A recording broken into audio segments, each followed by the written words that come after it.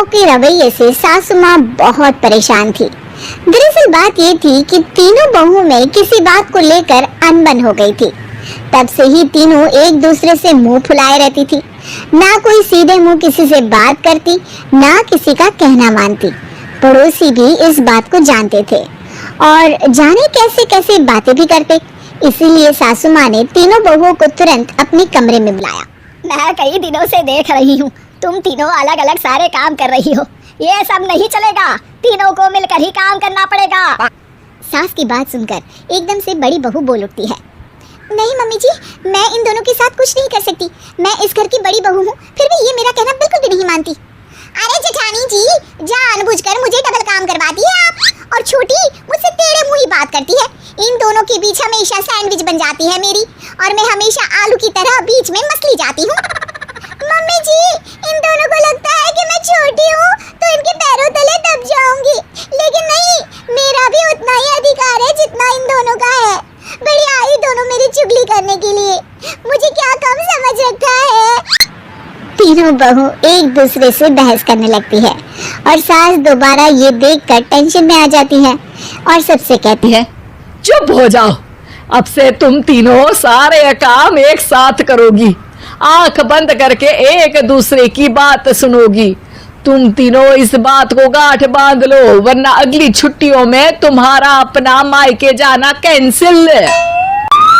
सास की बातें सुनकर डर के मारे तीनों हामी भर देती हैं। जी मम्मी जी, मैं समझ गई। हाँ मम्मी जी, जैसा आप कहें, आप जो कहेंगी मैं वही करूंगी। तीनों बहू सास की बात को गांठ बांध लेती है और वादा करती है कि अब से सारे काम वो तीनों एक साथ मिलकर ही करेंगी।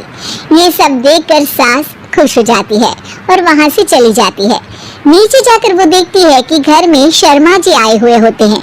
सास जोर से आवाज लगाकर कहती है, अरे बहू, जरा चाय बनाकर तो लाना, शर्मा जी आए हैं। सास की बात सुनकर तीनों बहू तुरंत किचन की ओर भागती है और चाय बनाना शुरू कर देती है। मुझे तो एकदम मसाले वाली कड़क चाय पसंद है, तो हम शर्मा जी के लिए मसाले वाली चाय ही बनाएंगे। अरे नहीं दीदी, गर्मी के मौसम में मसाला चाय कौन पीता है? मैं तो शर्मा जी के लिए इलायची वाली चाय ही बनाऊंगी। ये कैसी बात कर रही हैं आप दोनों? मेरी मम्मी ने सिखाया है कि मेहमान को ज्यादा दूध और शक्कर वाली चाय देनी चाहिए, वरना वो घर वालों को कंजूस समझते हैं। तो मैं तो शर्मा जी को ऐसी ही चाय दूंगी। तीनों बहुएं अपने अपने तरीके से चाय में शक्कर, मसाला, पत्ती सब डाल देती है। उबलने के बाद तीनों मिलकर चाय बाहर लेकर जाती है और शर्मा जी और सासू माँ को देती हैं। चाय पीने के बाद शर्मा जी सासू माँ को देखकर शर्मा जाते हैं और शर्मिंदा महसूस करते हैं कि आखिर उन्होंने चाय पीने के लिए हामी क्यों भरी। सासू माँ भी चाय पीना शुरू करती है और कहती हैं, अरे बहू, ये कैसी चाय बनाई है? चाय है या मीठे दूध की बासुंदी? हाँ, चाय अच्छी नहीं लगी क्या? कोई बात नहीं, हम पराठा बनाकर लाते हैं। चलो चलो अंदर। हाँ हाँ चलो। हाँ आती हूँ मैं भी। नहीं नहीं, मेरा पेट चाय ने ही चौपट कर दिया, वही काफी है। पराठे से पोपट नहीं करवाना, मैं तो चलता हूँ। शर्मा जी चुपचाप पतली गली से निकल जाते हैं। अगले दिन सास बहुओं से कहती है, अरे बहू, जाओ जाके ऊपर के गेस्ट हाउस की सफाई कर दो। कल हमारे यहाँ मेरे दूर के रिश्तेदार आने वाले हैं, तो पूरे कमरे को चमका देना, समझी? तीनों बहू सास की बात को मानकर ऊपर सफाई करने चली जाती हैं और तीनों कमरे की सफाई चालू कर देती है। बड़ी बहू मकड़ी के जाले साफ करती है, तो बीच वाली झाड़ू लगाना और छोटी वाली सर्फ डालकर जमीन धोना शुरू कर देती है। अरे दीदी, जेठानी जी, अभी मैंने पूरी फर्श धोई और आप फिर से धूल नीचे गिरा रही हैं। और मछली जेठानी जी, आप बिना झाड़ू की धूल यहाँ छटक रही हैं। अरे तीनों को साफ करना है, एक साथ सफाई करते हैं ना। अरे वही तो। हम साथ साथ हैं, घर साफ साफ है। तीनों बहू ऐसे ही काम में उलझ जाती है और 2 घंटे तक एक ही कमरे की सफाई करती रहती है। बहुत देर से अपनी बहुओं को ना देखने के कारण सास ऊपर कमरे में उन्हें देखने जाती है, लेकिन कमरे में घुसती ही वो गीली फर्श पर फिसलने के कारण नीचे गिर जाती है। ओरी मोरी मैया, हड्डी मरोड़ के रख दी। आए मेरी तो कमर ही टूट गई रे। तीनों बहुएं सास को उठाती हैं और बिस्तर पर सुला देती है। अरे मेरे हाथ पैर दर्द कर रहे हैं, दबा दो, आराम मिलेगा।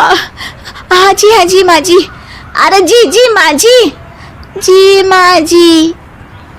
और तीनों बहुएं एक साथ सास के हाथ को दबाना शुरू कर देती है। माँ की तो चीख ही निकल जाती है और नतीजा ये होता है कि सास के बचे हुए शरीर में भी दर्द उठ जाता है। हाय राम, ये क्या कर दिया तुम तीनों ने। अरे मेरी तो किस्मत ही फूटी है कि तुम जैसी बहुएं मुझे मिली। हे भगवान, पूरे शरीर में दर्द बढ़ गया है। अब तो पता नहीं कि चल भी पाऊंगी या नहीं।